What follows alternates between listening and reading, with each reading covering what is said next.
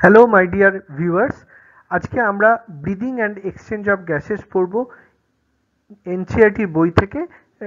New NCERT 2024 version. সেখান থেকে আমরা লাইন বাই লাইন এই চ্যাপ্টারটা এক্সপ্লেন করব নিটের জন্য। আজকে আমাদের এটা প্রথম ক্লাস। তাহলে প্রথমে কি বলছে দেখো, প্রথমে হিউম্যান এটা হচ্ছে অ্যাকচুয়ালি এনসিইআরটির বইয়ের ক্লাস 11-এর যেটা এনসিইআরটির বই তার ইউনিট 5 অর্থাৎ হিউম্যান ফিজিওলজির প্রথম চ্যাপ্টার হচ্ছে breathing and exchange of gases. তাহলে চ্যাপ্টারটা শুরু করার আগে আমরা এই হিউম্যান ফিজিওলজির একটু ইন্ট্রোডাকশন আমরা দেখে নেব। তাহলে কি বলছে দেখো, the reductionist approach to study of life forms resulted in increasing use of physicochemical concepts and technique। অর্থাৎ এই লাইফ ফর্মকে স্টাডি করার যে রিডাকশনিস্ট অ্যাপ্রোচ সেটার ফলে কি হয়েছে, আমাদের এই ভৌত রাসায়নিক কনসেপ্ট বা বিভিন্ন প্রযুক্তির ব্যবহার সেটা আমাদের আস্তে আস্তে বাড়ছে। Majority of these studies employed either surviving tissue model or straightway cell-free system। তাহলে এই ধরনের যে পড়াশোনা সেটা বেশিরভাগ ক্ষেত্রেই কিছু সার্ভাইভিং টিস্যু মডেল অথবা সেল ফ্রি সিস্টেমকে ইউজ করছে। And explosion of knowledge resulted in molecular biology, যার ফলে আমাদের মলিকুলার বায়োলজির জ্ঞান অনেক বেড়ে গেছে। Molecular physiology became an almost synonymous with biochemistry and biophysics. এই মলিকুলার ফিজিওলজি প্রায় সমান্তরাল হয়ে গেছে বায়োকেমিস্ট্রি এবং বায়োফিজিক্সের সঙ্গে।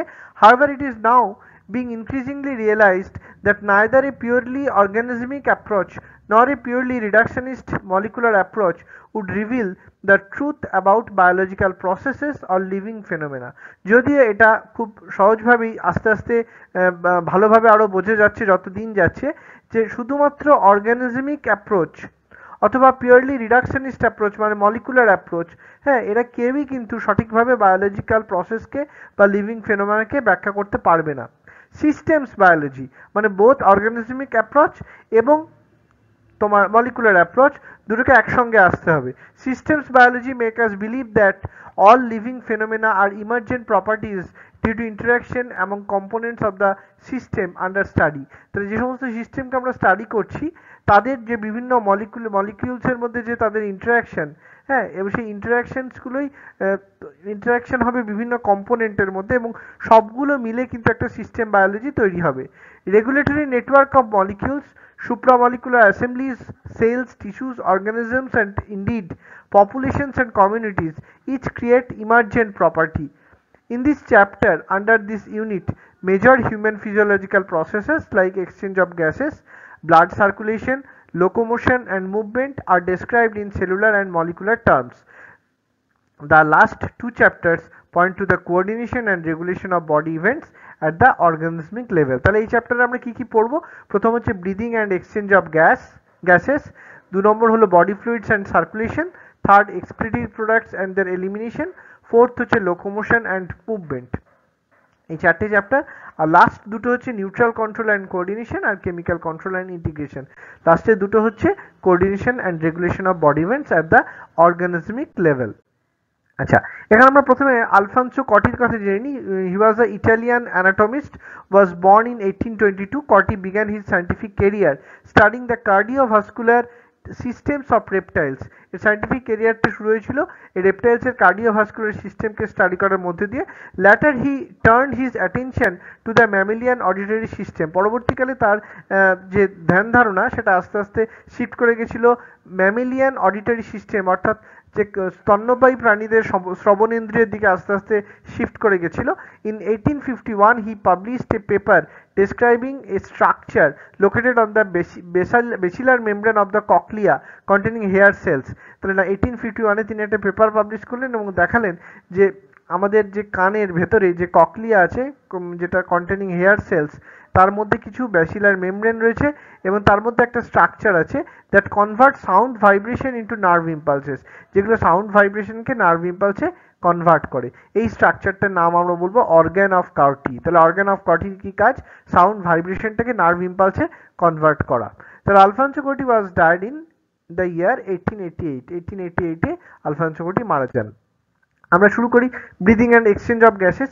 এই চ্যাপ্টারটা শুরু করার জন্য আমি বলে দিই চ্যাপ্টারটাকে আমরা কতগুলো ভাগে ভাগ করেছি। 1 নম্বর হচ্ছে রেসপিরেটরি অর্গান, 2 নম্বর হচ্ছে মেকানিজমস অফ ব্রিদিং, 3 নম্বর এক্সচেঞ্জ অফ গ্যাসেস, 4 নম্বর হলো ট্রান্সপোর্ট অফ গ্যাসেস, 5 নম্বর রেগুলেশন অফ রেসপিরেশন, নম্বর হলো ডিসঅর্ডারস অফ রেসপিরেটরি সিস্টেম। তাহলে রেসপিরেটরি অর্গানস বা এই 6টা পয়েন্ট পড়ার আগে আমরা একটু ইন্ট্রোডাকশন দেখে নিই। বলছে as you have earlier, oxygen is utilized by the organisms to indirectly break down simple molecules like glucose, amino acids, fatty acids, etc.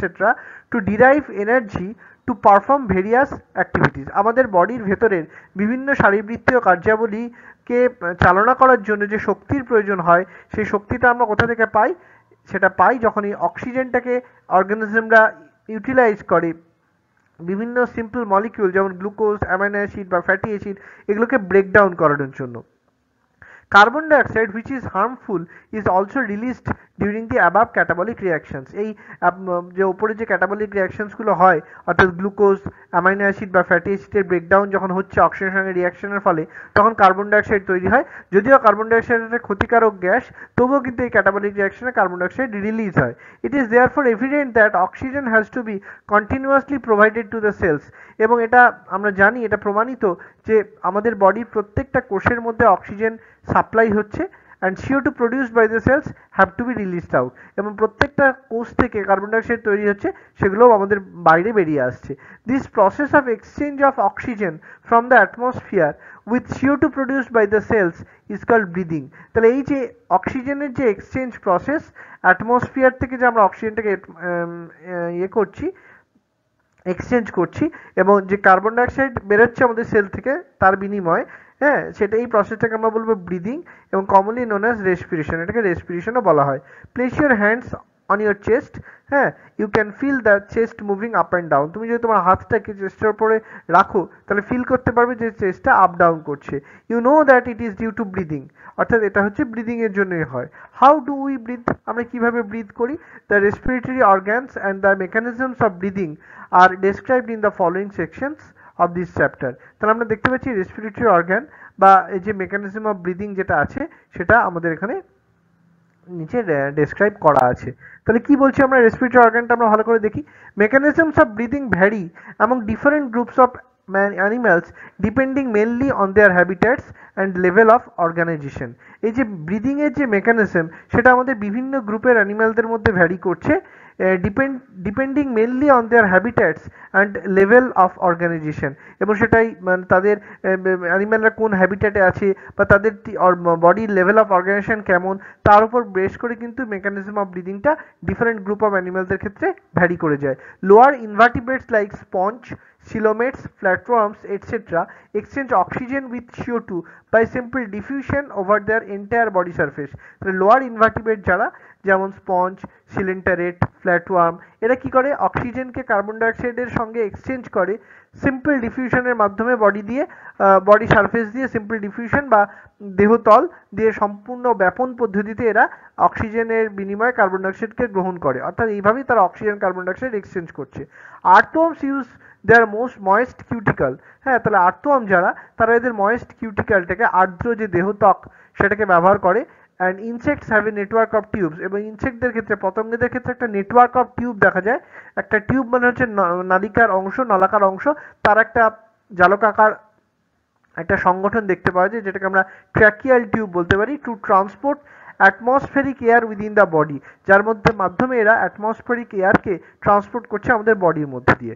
Specialised vascular structures called gill, তাহলে কিছু স্পেশালাইজড ভাস্কুলারাইজড স্ট্রাকচার আছে যাদেরকে আমরা গিল বলবো, যেগুলো আমাদের ব্রাঙ্কিয়াল রেসপিরেশনে কাজ লাগে। They are used by most of the aquatic arthropods, এবং বেশিরভাগ জলজ আর্থ্রোপড এই গিলটাকে ইউজ করে ব্রাঙ্কিয়াল রেসপিরেশনের জন্য। And mollusc, whereas vascularized bags called lungs are used by terrestrial forms for the exchange of gases. তাহলে বেশিরভাগ আর্থ্রোপড এবং মোলাস্ক আমরা জানি গিলটাকে ইউজ করে তাদের রেসপিরেশনের জন্য, কিন্তু যারা স্থলবাসী প্রাণী তাদের ক্ষেত্রে আমরা দেখতে পাই তারা পালমোনারি রেসপিরেশন করে, অর্থাৎ একটা ভাস্কুলারাইজড ব্যাগ বা লাংকে ইউজ করে তারা। এবং ভার্টিব্রেটস, fishes use Giles, whereas amphibians, reptiles, birds and mammals respire through lungs. ভার্টিব্রেটদের মধ্যে আমরা দেখতে পাচ্ছি ফিশ গিল ইউজ করে, আবার অন্যদিকে অ্যাম্ফিবিয়া, রেপটাইলস, বার্ডস এবং ম্যামালস এরা কিন্তু লাংসকে ইউজ করে। Amphibians like frogs can respire through their moist skin, আবার অ্যাম্ফিবিয়ানদের মধ্যে ফ্রগরা কিন্তু তাদের এই ভিজে বা আর্দ্র স্কিনের সাহায্যে, ত্বকের সাহায্যে শ্বাস প্রশ্বাস চালায়, এটাকে বলা হয় কিউটেনিয়াস রেসপিরেশন। তাহলে আমরা এখানে একটা ডায়াগ্রামেটিক ভিউ দেখবো হিউম্যান রেসপিরেটরি সিস্টেম কেমন হয়। Sectional view of left lung is also শোন হিয়ার। তাহলে আমরা দেখতে পাচ্ছি একদম ওপরে রয়েছে এপিগ্লটিস, তার নিচে রয়েছে ল্যারিংস, তার নিচে রয়েছে রেসপিরেটরি টিউব বা ট্র্যাকিয়া। সেই ট্র্যাকিয়াটা তোমার যে ব্রাঞ্চ তৈরি করেছে সেগুলোকে আমরা বলছি ব্রঙ্কাস। সেই ব্রঙ্কাসগুলো আবার ভেঙে গেছে, সেগুলো তৈরি করেছে ব্রঙ্কিওল, এবং প্রত্যেকটা ব্রঙ্কিওলের এন্ডে রয়েছে একটা করে অ্যালভিওলাই, একটা ছোট ব্যাগ লাইক স্ট্রাকচার বলতে পারো, যার সারফেসে প্রচুর ব্লাড ভেসেল রয়েছে। এখানে আমরা প্লিউরাল ফোল্ড দেখতে পাচ্ছি, প্লিউরাল মেমব্রেন দেখতে পাচ্ছি, দুটো লাংসের নিচে রয়েছে ডায়াফ্রাম, এবং দুটো লাংসের দুপাশে আমরা কাট এন্ড অফ রিব দেখতে পাচ্ছি। আচ্ছা, যাই হোক, তাহলে হিউম্যান রেসপিরেটরি সিস্টেম তা আমরা দেখে নিই কাকে বলে। We have a pair of external nostril, আমাদের একজোড়া এক্সটার্নাল নস্ট্রিল বা বহির নাসারন্ধ্র রয়েছে, opening out above the upper lips, যেটা আপার লিপের মাধ্যমে বাইরে বেরিয়ে আসছে। It leads to a nasal chamber. এই এক্সটার্নাল নস্ট্রিলটা আপার লিপের ওপরে রয়েছে নস্ট্রিলটা, তাহলে এই নস্ট্রিলটা পরে যেটা অংশটা রয়েছে এটাকে আমরা ন্যাসাল চেম্বার বলবো, থ্রু দ্য ন্যাসাল প্যাসেজ। তাহলে ন্যাসাল পোর্ট থেকে বা নস্ট্রিল থেকে সেটা একটা ন্যাসাল প্যাসেজের মাধ্যমে পৌঁছে যাচ্ছে ন্যাসাল চেম্বারে। The nasal chamber open into the pharynx, nasal চেম্বারটা ওপেন হয়েছে ফ্যারিংসের মধ্যে। A portion of which is the common passage for food and air. Pharynx হচ্ছে একটা কমন পোর্শন যেটা both for air and food. তাহলে ফুডের জন্য যে ফ্যারিংসের পোর্শন সেটাকে বলা হয় ওরোফ্যারিংস, আর এয়ারের জন্য যে ফ্যারিংসের পোর্শন সেটাকে বলা হয় nasopharynx. The pharynx opens to the larynx, এরপর এই ফ্যারিংসটা ল্যারিংসে ওপেন হবে region into the trachea. Larynx is a cartilaginous box which helps in sound production. Larynx হচ্ছে একটা কার্টিলেজিনাস বক্স যেটা সাউন্ড প্রোডাকশনে হেল্প করে, and during swallowing glottis can be covered by a thin elastic cartilaginous flap called epiglottis to prevent the entry of food into the larynx. তো যখন আমরা খাবার খাচ্ছি গ্লটিসের মধ্য দিয়ে, তখন কিন্তু একটা এপিগ্লটিস নামে একটা ঢাকনা দিয়ে গ্লটিসটা বন্ধ থাকে, যাতে খাবারটা এপিগ্লটিস দিয়ে তোমার গ্লটিসটা মানে ইয়েটা বন্ধ থাকছে, ল্যারিংসের মুখটা বন্ধ থাকছে, যাতে খাবারটা কিন্তু তোমার এই ল্যারিংসে ঢুকে যেতে না পারে। Trachea is a straight tube extending up to the mid thoracic cavity. Mid thoracic cavity অবধি, আমাদের বক্ষ দেশের মাঝামাঝি পোর্শন অবধি এই ট্র্যাকিয়াটা থাকছে একটা straight tube, which divides at the level of fifth thoracic vertebra. Thoracic vertebra যে জায়গায় আছে এই জায়গা থেকে কিন্তু কোশ্চেন দিতে পারে কোনখানে ট্র্যাকিয়াটা ডিভাইড করছে, কোন থোরাসিক ভার্টিব্রার জায়গায়, সেটা হচ্ছে fifth thoracic vertebra into a right and left primary bronchus. তাহলে আমরা দেখতে পাচ্ছি একটা রাইট একটা লেফট প্রাইমারি ব্রঙ্কাস, এটা দুটো ভাগে ভাগ করে গেল। Each bronchi undergo repeated division to form secondary and tertiary bronchus and bronchioles. এই প্রত্যেকটা প্রাইমারি ব্রঙ্কাস তারা কিন্তু ফার্দার ডিভাইড করে সেকেন্ডারি ব্রঙ্কাস বা টার্শিয়ারি ব্রঙ্কাস তৈরি করে, সেগুলো আবার আরো ছোট ছোট ভাগে ভাগ হয়ে গিয়ে তোমার ব্রঙ্কিওলস তৈরি করছে, যেগুলো তোমার একটা থিন টার্মিনাল এন্ড দেখতে পাওয়া যায়। This trachea primary, secondary, tertiary bronchus and initial bronchioles is supported by incomplete cartilaginous ring. এরা incomplete cartilaginous ring দিয়ে ঘেরা থাকে।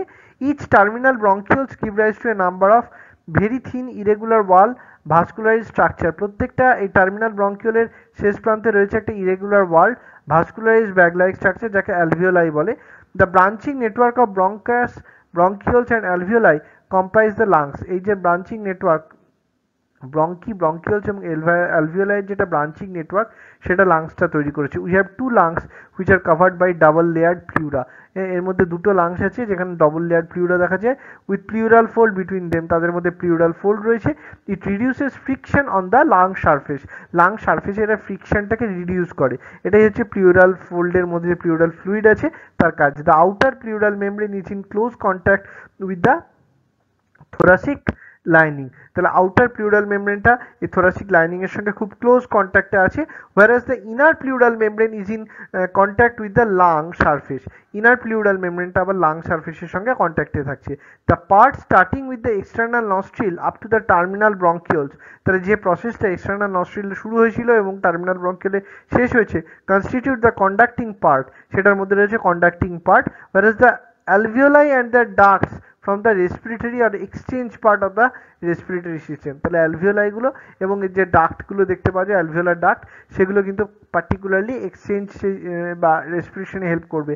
এর আগে পর্যন্ত এই তোমার ইয়ে থেকে এপিগ্লটিস থেকে শুরু মানে এক্সটার্নাল নেয়ার থেকে শুরু করে একদম ইয়ে অবধি অ্যালভিওলাই অবধি পার্টটা হচ্ছে conducting process. The conducting part transport the atmospheric air to the alveoli। এই কন্ডাক্টিং পার্টটা কি করছে, অ্যাটমসফেরিক এয়ারকে অ্যালভিওলাই নিয়ে আসছে। Clears it from foreign particles, foreign পার্টিকেলগুলোকে ক্লিয়ার করবে, হিউমিডিফাই করবে and also bring the air to body temperature, এবং এই এয়ারটাকে আমাদের বডি টেম্পারেচারে নিয়ে আসবে। Exchange part is the site of actual diffusion of oxygen and CO2 between blood and atmospheric air. তাহলে এক্সচেঞ্জ পার্ট যেটা মানে যেটা হলো অ্যালভিওলাই বা তোমার অ্যালভিওলার ডাক্ট যেগুলো, সেগুলো হচ্ছে actual site of actual diffusion, সেটা হচ্ছে site of actual diffusion. Actually সেই জায়গাটাতে ডিফিউশন হয় অক্সিজেন এবং কার্বন ডাইঅক্সাইড ব্লাড এবং অ্যাটমসফেরিক এয়ারের জন্য। The lungs are situated in the thoracic chamber, এই লাংসটা রয়েছে থোরাসিক চেম্বারের মধ্যে, which is anatomically and airtight chamber. এই লাংটা হচ্ছে একটা anatomically airtight chamber. The thoracic chamber is formed dorsally by the vertebral column। এই thoracic চেম্বারটা ডরসালি আমরা দেখতে পাচ্ছি ভার্টিব্রাল কালাম রয়েছে, ভেন্ট্রালি দ্য স্টার্নাম। এই thoracic চেম্বারে ডরসালি রয়েছে ভার্টিব্রাল কালাম আর ভেন্ট্রালি রয়েছে sternum. Laterally by the ribs and on the lower side by the dome shaped diaphragm. তাহলে আমরা দেখতে পাচ্ছি thoracic চেম্বারে তোমার ডরসালি রয়েছে ভার্টিব্রাল কালাম, ভেন্ট্রালি রয়েছে স্টার্নাম, ল্যাটারালি রয়েছে রিবস এবং নিচের দিকে রয়েছে diaphragm. The anatomical setup of lungs in thorax is such that any change in the volume of the thoracic cavity, যখন এই thoracic ক্যাভিটির মধ্যে কোনো চেঞ্জ দেখা যায়, will be reflected in the lung cavity। thoracic ক্যাভিটির মধ্যে কোনো চেঞ্জ দেখা দিলেই সেটা lung cavity বা pulmonary ক্যাভিটির মধ্যে তার রিফ্লেকশন দেখা যাবে। such an arrangement is essential for breathing। এই ধরনের অ্যারেঞ্জমেন্ট ব্রিদিং এর জন্য খুবই প্রয়োজনীয়, as we cannot directly alter the pulmonary volume, যদি আমরা পালমোনারি ভলিউমটাকে আমরা চেঞ্জ করতে পারি না।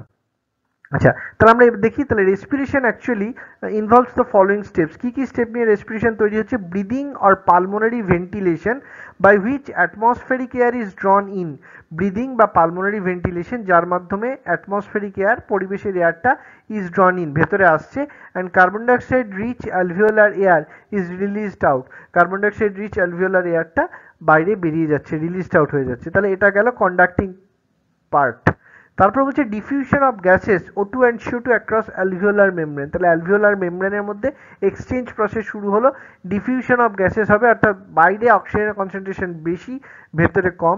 তাহলে অ্যালভিওলার সাইড থেকে অক্সিজেন ভেতরের দিকে ব্লাড ভেসেলের দিকে গেল, মানে অ্যালভিওলারের বাইরের দিকে গেল ব্লাড ভেসেলের দিকে, এবং ব্লাড ভেসেল থেকে কার্বন ডাইঅক্সাইড বা ব্লাড ভেসেলের মধ্যে কার্বন ডাইঅক্সাইডটা রিচ হয়ে আছে, তাহলে সেই ব্লাড ভেসেল থেকে কার্বন ডাইঅক্সাইড ডিফিউশন পদ্ধতিতে সেটা চলে এলো অ্যালভিওলারের মধ্যে। তারপর হবে transport of gases by the blood, blood transport করবে, অক্সিজেনকে ট্রান্সপোর্ট করে বিভিন্ন সেলে পৌঁছে যাবে, আবার এদিকে কার্বন ডাইঅক্সাইডটা ট্রান্সপোর্টেড হয়ে গিয়ে ব্যাক করবে। তারপরে বলছে diffusion of O2 and CO2 between blood and tissue. Blood টিস্যুতে পৌঁছানোর পরে এরপর O2 ব্লাড এবং টিস্যুর মধ্যে তোমার এই তোমার অক্সিজেন এবং কার্বন ডাইঅক্সাইডের এক্সচেঞ্জ হবে।